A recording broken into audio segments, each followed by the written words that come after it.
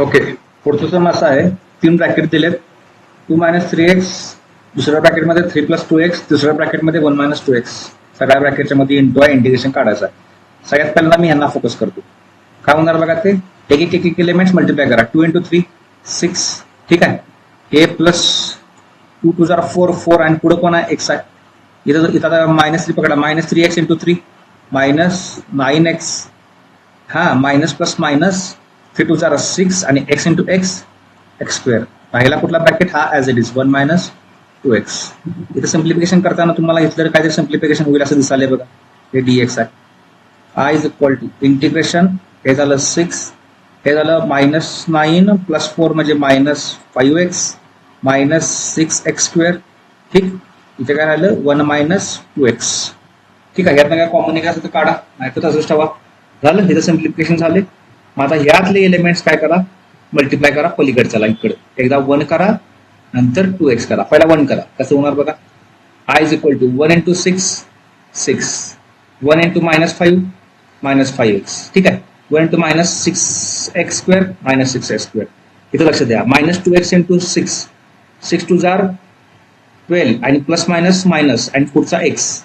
-2x × -5x -10x², -2x × -6x². बघा इथं -2x × minus plus लिहा इथं. ठीक आहे.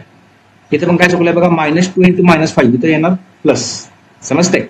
हा, इथं पण मायनस आहे, इथं मायनस आहे. इथं या दोन ठिकाणी मायनस आहे म्हणल्यावर मायनस प्लस 6 × 2 = 12 आणि x ची पॉवर 1 आहे तर 2 आहे x³.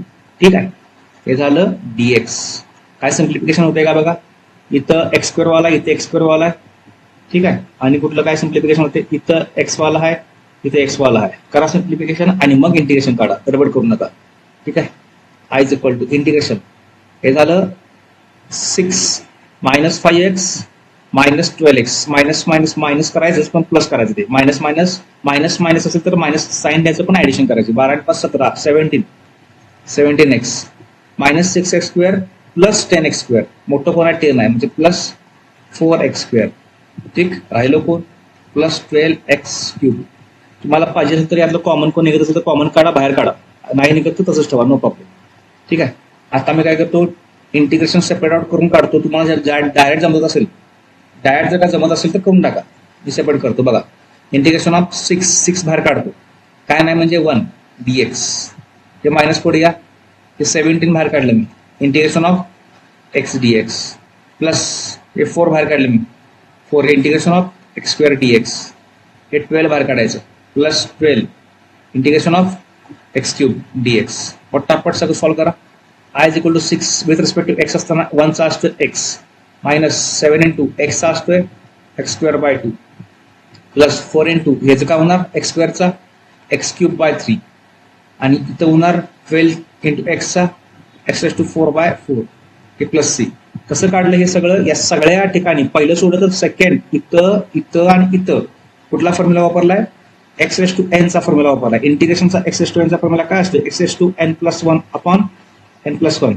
आणि ह्याला फक्त ह्या बेस x असेल तर त्याचा डेरिव्हेटिव्ह मल्टिप्लाय करायचा. इथं मग इकडे बेस एक्सच आहे, म्हणजे इथं पण 1 येणार आहे. अपॉन 1 केलं तरी काय फरक पडणार नाही, इंटू 1 केलं तरी काय फरक पडणार नाही. ठीक आहे. तर हे आपलं फायनल आन्सर.